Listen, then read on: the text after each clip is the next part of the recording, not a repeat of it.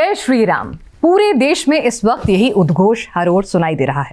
हिंदुस्तान के कण कण में राम बसते हैं और जब राम मंदिर की प्राण प्रतिष्ठा नजदीक आ रही हो तो हर तरफ राममय वातावरण हो जाना लाजमी है। मौजूदा वक्त में राम मंदिर उस पीढ़ी के लिए जिसने राम मंदिर आंदोलन का संघर्ष नहीं देखा क्या मायने लेकर आएगा, यहाँ से सनातन किशोर जाएगा और राम मंदिर के साथ साथ जो राम राज्य की परिकल्पना है वो कैसे पूरी होगी, और राम भक्तों के लिए जिनमें सबसे बड़े भक्त हनुमान जी बजरंग बली हैं, उनके ही शिष्य हमारे साथ इस वक्त हैं बागेश्वर धाम महाराज पंडित धीरेन्द्र कृष्ण शास्त्री जी, जो आज राम जी के अलग अलग चरित्र के बारे में बात करेंगे, राम मंदिर के बारे में बात करेंगे और तमाम तरह के सवालों के जवाब देंगे। आपको बहुत बहुत स्वागत है न्यूज़ नेशन पर। बहुत बहुत धन्यवाद। आपके सभी दर्शकों को भी धन्यवाद और सभी राम भक्तों को बहुत बहुत बधाई। पहले से ही 22 तारीख की दीपावली आ रही है। दीपावली आ रही है, एक बार फिर से दिवाली मनाएगा एक बार फिर से। एक बात बताइए कि जब हम एक ये पीढ़ी है जिसने राम मंदिर आंदोलन नहीं देखा है, वो तस्वीरें नहीं देखी हैं, वो जन आंदोलन जन आक्रोश नहीं देखा है, तो उस और आप भी अगर ठीक है आप साधु संत हैं, पूजनीय हैं, लेकिन उम्र के लिहाज से देखा जाए तो आप भी उसके गवाह नहीं बने थे। एक ऐसे शख्स के लिए अब जब भव्य दिव्य राम मंदिर बन रहा है तो क्या ख्याल मन में आते हैं? मूलतः हमारी अपनी मति के अनुसार लोगों के अलग अलग भाव होंगे, अलग अलग ख्याल होंगे, ये तय है। हमारे मन में जो अक्सर ख्याल आते हैं कि हम उन भाग्यशाली पीढ़ियों में से एक पीढ़ी है जिस दृश्य को देखने के लिए जब तब पूजन पाठ प्रयत्न बलिदान ना जाने क्या क्या किया गया, पर वह दृश्य नहीं देख पाए। और भगवान ने हम पर कृपा की कि उतना जप तप नहीं किया, उतना पूजन पाठ भी नहीं किया और उतना यज्ञ भी नहीं किया और उतनी बलिदानियाँ भी नहीं दी, लाठियाँ भी नहीं खाई, वहाँ पर हम बाबरी मस्जिद पे भी नहीं चढ़े और उस दृश्य को देखने के लिए आँखें बिल्कुल तरस गईं। और अब देख भी रहे हैं 22 तारीख वो समय भी आ रहा है।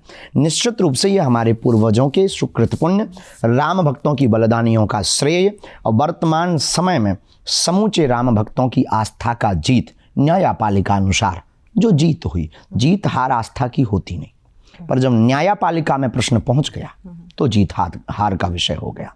हम सबकी जीत का ये श्रेय है। भारत बदल रहा है, भारत नए सपने की ओर बढ़ रहा है, भारत हिंदू राष्ट्र की ओर बढ़ रहा है, भारत राम राज्य की कल्पना की ओर बढ़ रहा है और भारत 22 जनवरी को फिर से दीपावली मनाने की तैयारी में मशगूल है और एकदम डूबा हुआ है। भारत तो इस वक्त राम में हुआ है और भारत के तो कण कण में ही राम है, लेकिन आप कह रहे हैं हिंदू राष्ट्र बनने की ओर है, तो राम मंदिर बन जाने से हिंदू राष्ट्र कैसे बन जाएगा? राम मंदिर बन जाने से हिंदू राष्ट्र का प्रथम चरण प्रारंभ हो जाएगा। अच्छा, ये सब हिंदू राष्ट्र की यात्रा के एक स्टेप है। अभी कृष्ण जन्मभूमि बाकी। हिंदू राष्ट्र का मतलब हिंदुत्व की जीत, हिंदू राष्ट्र का मतलब हिंदुओं का जागना। राम का मतलब, राम भक्त होने का मतलब, राम मंदिर बनने का मतलब ये नहीं है कि सबको राम में होना जरूरी है। हाँ, कुछ रावण के पक्षधर चाहिए, ये आपकी बात बिल्कुल सही है। अच्छा, वो क्यों चाहिए? बिल्कुल, विपक्ष नहीं होगा तो पक्ष का कोई मतलब नहीं होगा।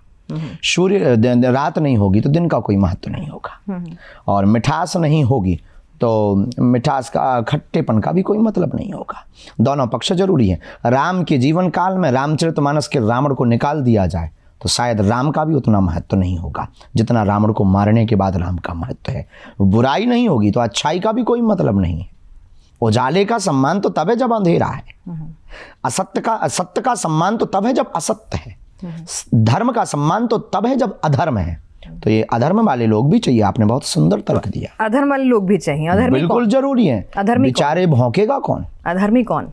जो राम के ऊपर टिप्पणी करते, जो राम को काल्पनिक बताते, जिन्हें राम से परहेज है, जिन्हें राम मंदिर से दिक्कत है, दस्त लगे हुए हैं, जिन्हें राम में भी अवगुण दिखाई पड़ते हैं, जिन्हें राम की यात्रा में भी पत्थर फेंकने का मन करता है, जिन्हें राम मांसाहारी दिखाई पड़ते हैं, ये अधर्मी लोग हैं।